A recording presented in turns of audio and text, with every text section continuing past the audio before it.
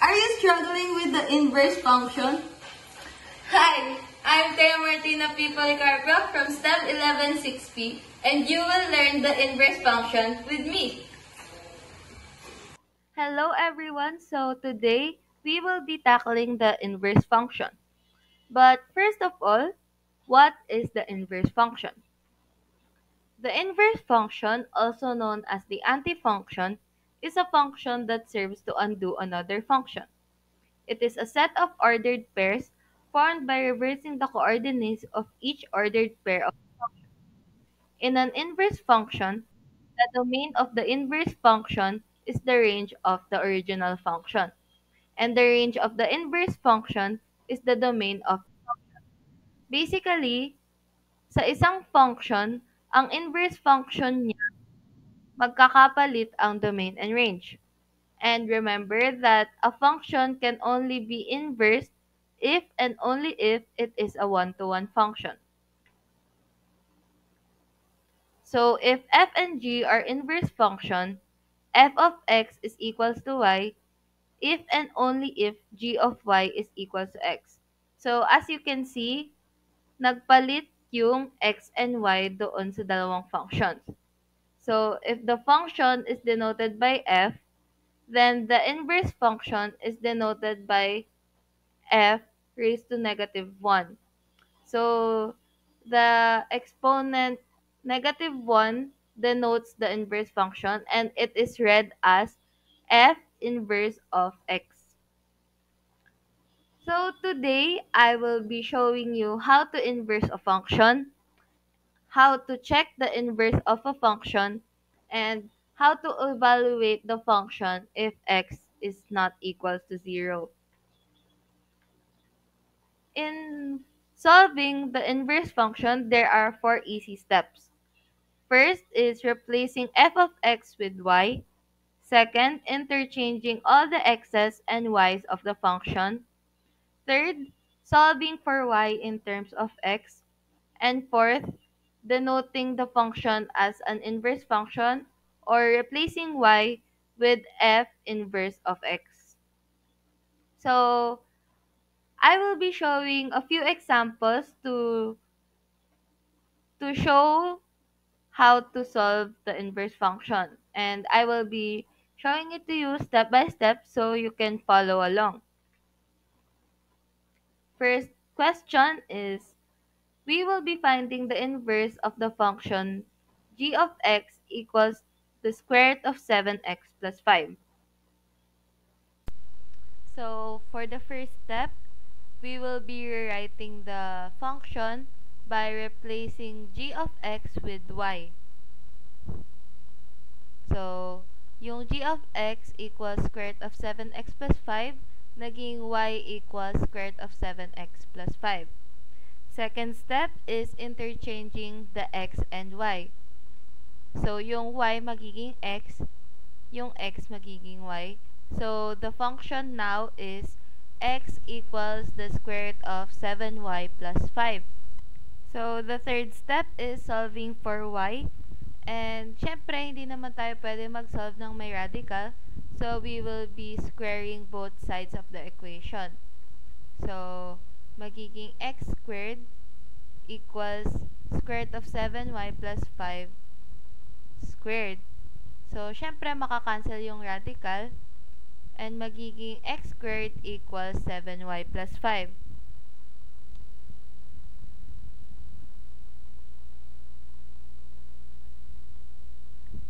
And then, syempre, ang hahanapin natin is y. So, itatranspose natin yung 7y and yung x squared. So, magiging x squared minus 5 equals 7y. So, syempre, para matirang mag-isa yung y, ika-cancel natin yung 7. So, divide both sides of the equation to 7. So, syempre, makakancel na yung 7 and magiging y equals x squared minus 5 over 7.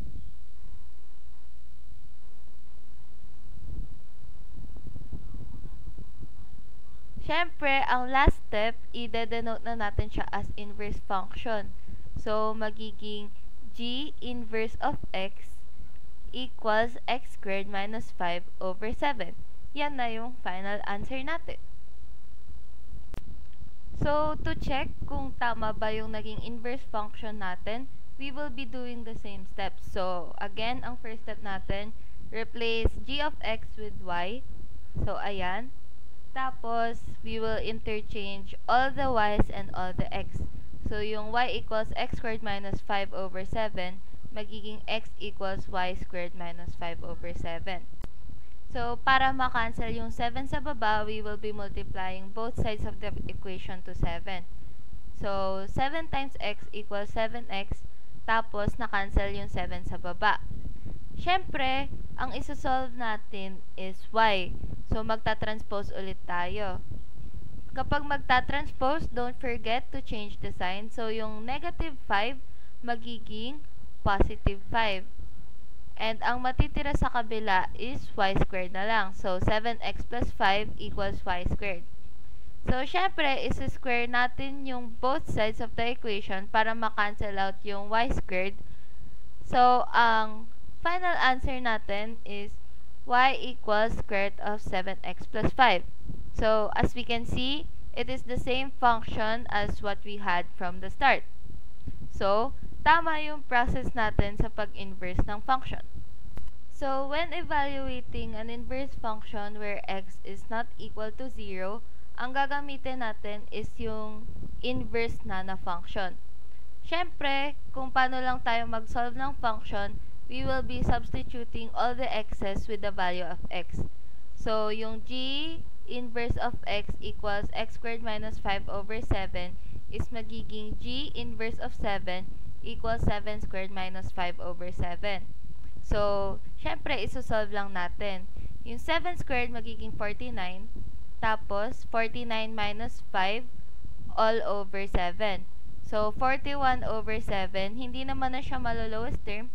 So, yan na yung sagot natin kapag in-evaluate natin yung g inverse of x equals x squared minus 5 over 7, where x is equal to 7. Second, we will be inversing the function f of x is equals to 9 all over x minus 27. So again, ang first step is substitute f of x with y. So magiging y equals 9 over x minus 27. Next is interchange x and y. So magiging x equals 9 over y minus 27. So we are going to be solving for y. So to get the y, we are going to be multiplying both sides of the equation to y minus 27 para ma-cancel out yung y minus 27 sa baba.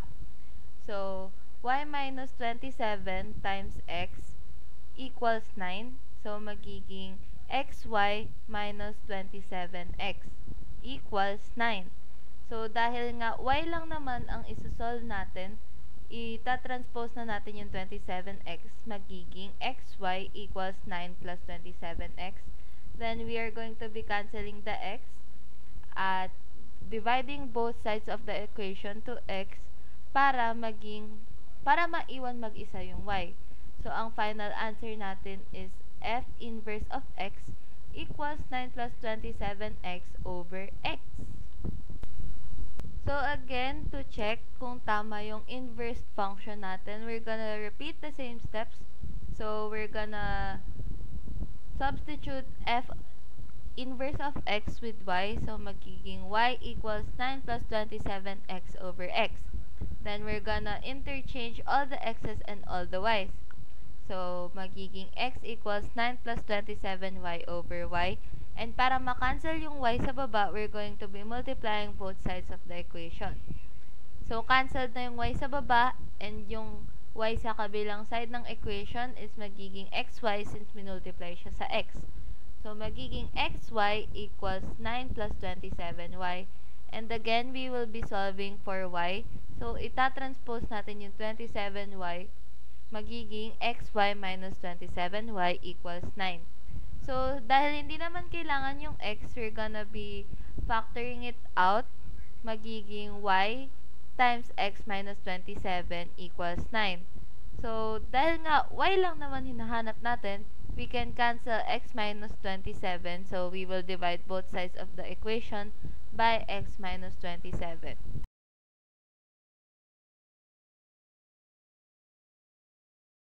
So, ang final answer natin is f of x equals 9 over x minus 27. So, it's the same with the first function. So, ibig sabihin, tama ulit yung ginawa nating pag-i-inverse dun sa function.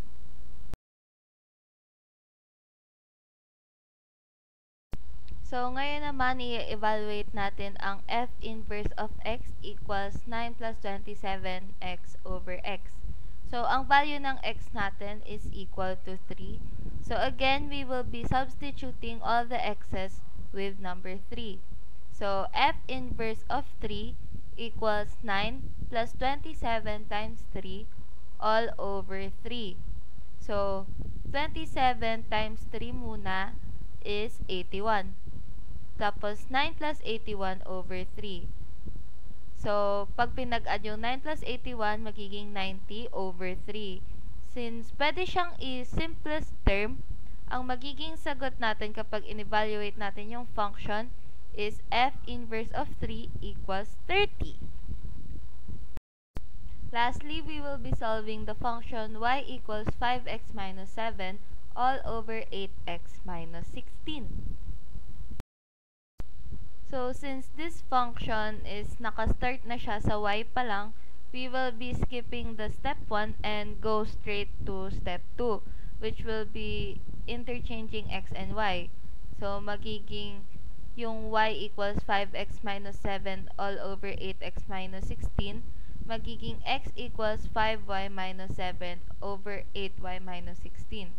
So, para ma-cancel yung 8y minus 16, we're gonna multiply both sides of the equation to 8y minus 16.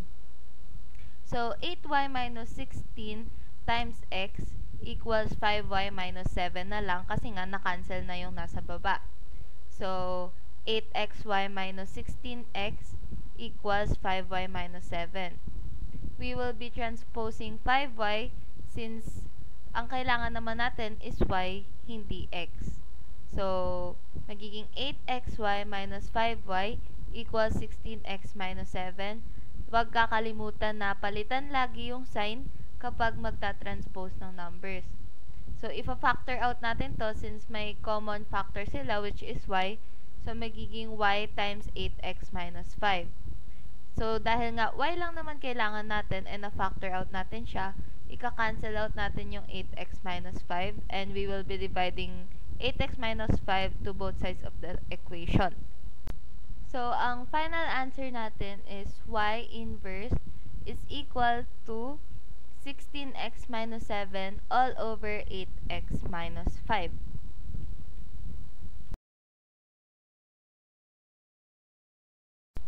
So, let's check naman kung tama. So, y inverse equals 16x minus 7 over 8x minus 5. So, since nakadiretso na siya sa y, diretso na agad tayo sa step 2 which is reversing all the x's and the y's. So, magiging x equals 16y minus 7 all over 8y minus 5. To cancel out 8y minus 5, we are gonna be multiplying both sides of the equation to 8y minus 5. So, 8y minus 5 times x is equal to 8xy minus 5x equals 16y minus 7. So, we will be transposing the 16y and 5x kasi ang hinahanap natin is y lang. So, 8xy minus 16y equals 5x minus 7. Ipa-factor out natin yung 8xy minus 16y and ang common factor nila is y. So, magiging y times 8x minus 16. And para maiwan mag-isa yung y, i-divide natin both sides of the equation to 8x minus 16. And ang final answer natin is y equals 5x minus 7 all over 8x minus 16.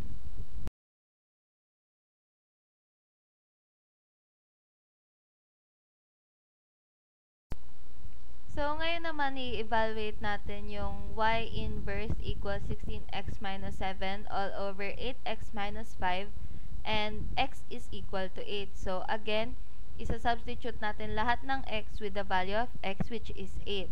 So, y inverse equals 16 times 8 minus 7 all over 8 times 8 minus 5.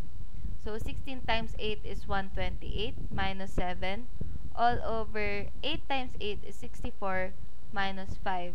So, magiging 121 over 59. And since hindi na siya ma-simplify, yun na yung final answer natin. So now that I have taught you the step-by-step process of inversing a function, try this activity. I will be giving you 3 questions and you will be inversing the function, checking if the inverse function is correct, and evaluating the inverse function if x is not equal to 0. First question, f of x equals 12x plus 24 all over 6x plus 4. So again, ang first step sa pag-i-inverse ng function is replacing f of x with y. So magiging y equals 12x plus 24 all over 6x plus 4. Second step, interchanging all the x's and y's. So lahat ng x papalitan ng y. Magiging x equals 12y plus 24 all over 6y plus 4. So, para ma-cancel out natin yung 6y plus 4 sa baba, we're gonna be multiplying both sides of the equation to 6y plus 4. So, ayan na, makakancel na yung 6y plus 4 sa baba. And, i-multiply naman yung 6y plus 4 sa x. So, magiging 6xy plus 4x equals 12y plus 24. So, since ang hinahanap natin is yung y, itatranspose natin yung 12y at 4x and keep in mind na kapag magtatranspose, mag-change ng signs lagi. So, magiging 6xy minus 12y equals negative 4x plus 24. At dahil pwede pang i-factor yung isang side ng equation which is yung 6xy minus 12y, ifa-factor natin yon, magiging y times 6x minus 12 equals negative 4x plus 24. So, dahil nga ang third step is solving for y lang naman, kailangan mag-isa si y, maiwan siyang mag-isa. So, ika-cancel out natin yung 6x minus 12 and i-divide din natin yung sa other side of the equation. So, ang final answer natin is y equals negative 4x plus 24 all over 6x minus 12. And the last step is replacing y by denoting the inverse function or adding the exponent negative 1 doon sa function. So, ngayon, i-check naman natin kung tama ba yung inverse function natin. And to check, same steps lang ang gagawin. So, first, papalitan muna yung f of x ng y. So, magiging y equals negative 4x plus 24 over 6x minus 12. Second step, interchange all the x's and y's. So, magiging x equals negative 4y plus 24 all over 6x minus 12. Para ma-cancel out natin yung 6y minus 12 sa baba, we're gonna be multiplying both sides of the equation to 6y minus 12. So, ipag-multiply yung 6y minus 12 tsaka x kasi na-cancel na yung 6y minus 12 sa baba. So, magiging 6xy minus 12x equals to negative 4y plus 24. So, dahil ang hinahanap natin lagi kapag nag-i-inverse ng function is y, ipagtatranspose natin yung negative 12x and negative 4y. So, magiging 6xy plus 4y is equals to 12x plus 24. And pwede pang i-factor out yung 6xy plus 4y. Kaya, gagawin natin siyang y times 6x plus 4. And again, kailangan maiwang mag-isa si y. So, i-divide natin yung both sides of the equation to 6x plus 4. So, ang final answer natin is f of x equals 12x plus 24 all over 6x plus 4.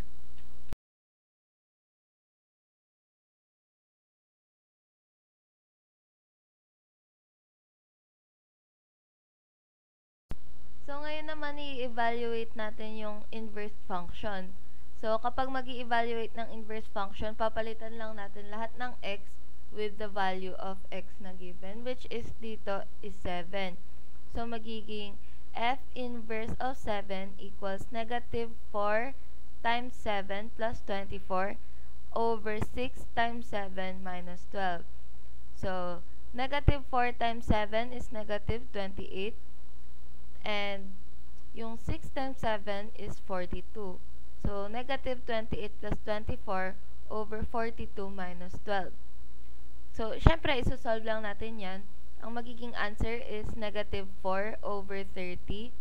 And, pwede pa siyang masimplify, which is, if we divide both the numerator and denominator to 2, so, ang final answer natin is negative 2 over 15. Second question. G of x equals square root of 12x plus 4. Again, ang first step ng pag-i-inverse ng function is replacing the g of x with y. So, magiging y equals square root of 12x plus 4. Second step, lagi nating pagpapalitin yung lahat ng x and y sa function. So, magiging x equals square root of 12y plus 4. Dahil hindi naman natin yan pwedeng galawin dahil may radical sign siya, kailangan natin i-square yung both sides of the equation para makancel natin yung radical. So, magiging x squared equals 12y plus 4. So, tandaan kapag nag-i-inverse ng function, ang lagi nating isosolve ay y. So, itatranspose natin yung 4 para maging x squared equals 12y. And dahil kailangan maiwan laging mag-isa si y, i-divide natin yung both sides to 12 para maging x squared minus 4 over 12 equals y. So, ang final answer natin is g inverse of x is equal to x squared minus 4 over 12. So, ngayon, to check if tama yung naging inverse function natin, we're gonna do the same steps lang din. So, papalitan natin yung g inverse of x with y.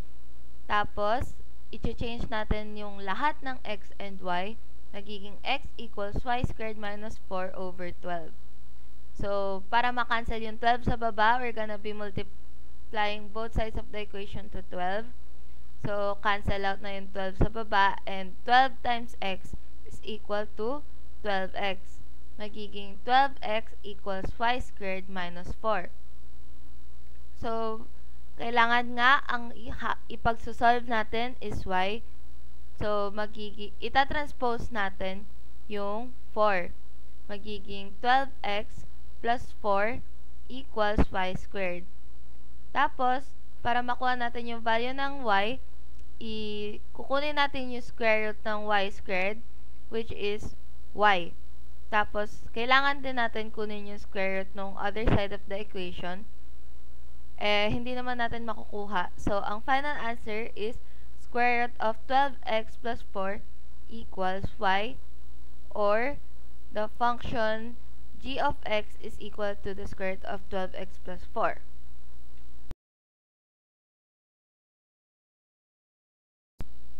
Ngayon naman, i-evaluate natin yung inverse function with the value of x being 4. So, papalitan lang natin lahat ng x dun sa function with 4. So, g inverse of 4 is equal to 4 squared minus 4 over 12. So, ano nga ba yung 4 squared? 4 squared is equal to 16. So, 16 minus 4 over 12. So, kapag, syempre, susolve mo na yan, ang sagot is 12 over 12 or 1. So, g inverse of 4 is equal to 1.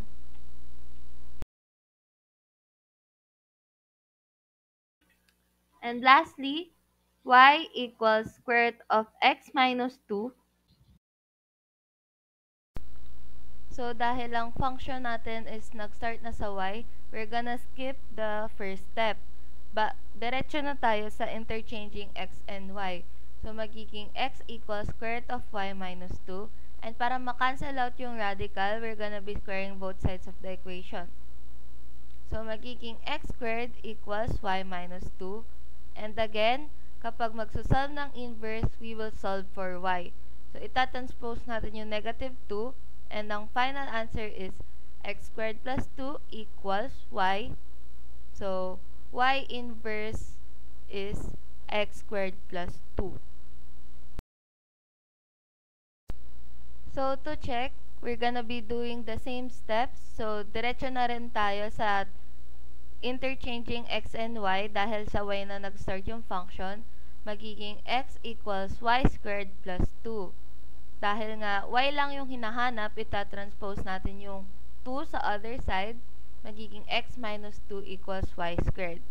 And to get the value of y, we're gonna be getting the square root of both sides of the equation. So, x minus 2 equals y.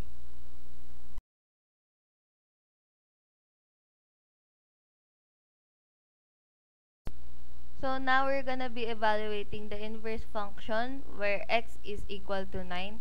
So, papalitan lang natin lahat ng value ng x with 9. So, magiging y inverse equals 9 squared plus 2 and 9 squared is equal to 81. So, 81 plus 2 equals 83. So, y inverse is equal to 83.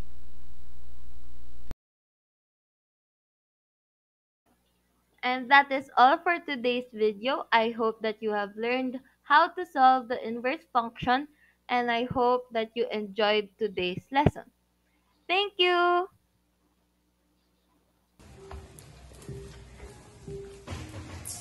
Once again, I am Thea Martina P. Policarpio from STEM 11Y16P, and I hope that you have learned something from my lesson, inverse functions. And remember, just because we can't find the solution, it doesn't mean that there isn't one. By Andrew Miles. Thank you, everyone!